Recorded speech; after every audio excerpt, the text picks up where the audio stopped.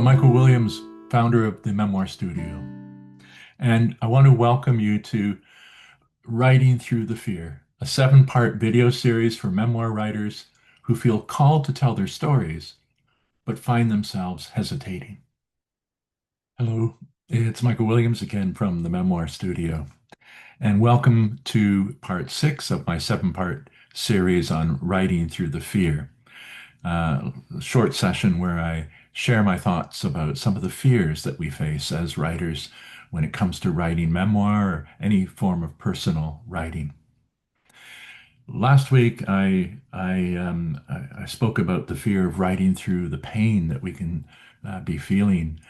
And this week, I wanted to talk about great fear, why bother writing at all? And I really want to address the fear of doubt that we often have experience. But I also want to talk about legacy and the deeper purpose of memoir. So I suppose what I really want to begin with is I'm grateful that you're here, grateful that you're interested in this series, and to say that to have any of these fears that I'm talking about, even all of them, is normal. I've had them and I still have them. But sometimes this particular fear about writing at all doesn't always announce itself loudly. Sometimes it slips in quietly like the shadow at the edge of the page. What's the point? Does this even matter? Will anyone care about what I'm writing? Especially if you're writing later in life, like I am. I'm in my 70s. And if that's like you might wonder, is this story worth telling or is it just for me? Well, here's what I'd like to offer. If it matters to you, it matters. You see, there was a woman I once worked with. She'd been writing stories for her grandchildren, short scenes from her childhood on a farm. She tucked them into envelopes and she'd send them every few months. And one day her teenage grandson sent her a reply. He said, "Hey, Grandma, I've started saving all your letters in a shoebox. It's like a secret window into where I came from. Please don't stop." She wept when she told me that. Not because it was grand or poetic, but because her quiet stories, the ones she thought were too ordinary, had become a gift. You see, memoir isn't just about recording events. It's about making meaning, about leaving behind a trace of who you were, what you lived through, and what you learned.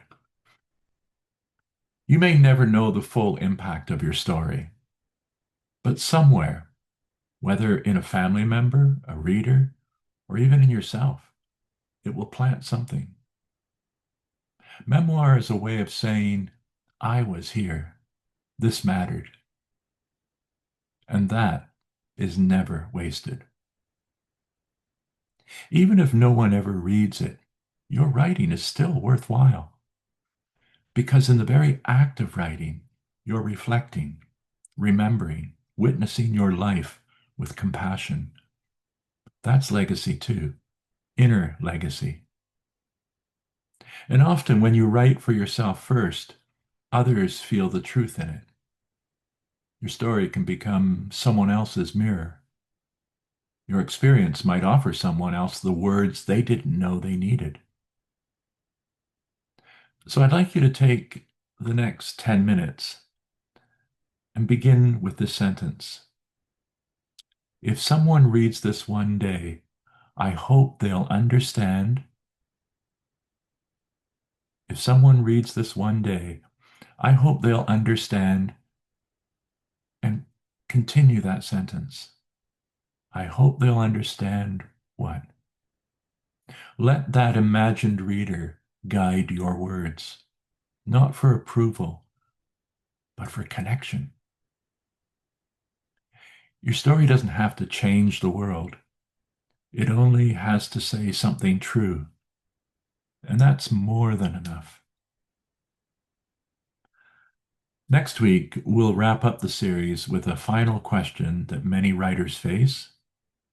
Now that I've written this, what next? Until then, keep writing what's true.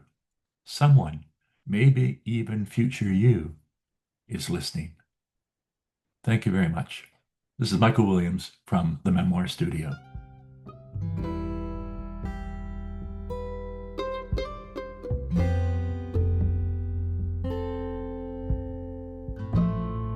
And if you're fascinated by memoir writing, or you want to explore your own writing more deeply, come to memoirstudio.ca, memoirstudio.ca, where you'll find courses and downloads and other resources for the aspiring memoir writer like you. Thanks for joining me today. We'll see you next time.